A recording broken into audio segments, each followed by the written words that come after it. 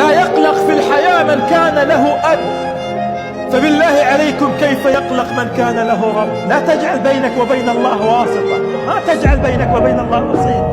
ارفع يديك إلى السماء. هل تعلم أنك إذا رفعت يديك إلى السماء أن الله يستحي أن يرد يديك صفرا خائبتين؟ الدعاء يرحل إلى السماء بماذا؟ أنت لما تقف تدعو الله، دعاؤك هذا يرحل إلى السماء بالرجاء، أن ترجو يا رب أعطني، يا رب زوجني، يا رب المال، يا رب الرزق، يا رب أعني في الغربة، يا رب أعطني، يا رب كن مع أهلي، يا رب لم شملي. أن تدعو الله بماذا؟ بالرجاء.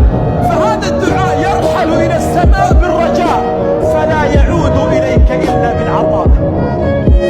والله إذا أعطى، الناس إذا أعطت تعطي ماذا؟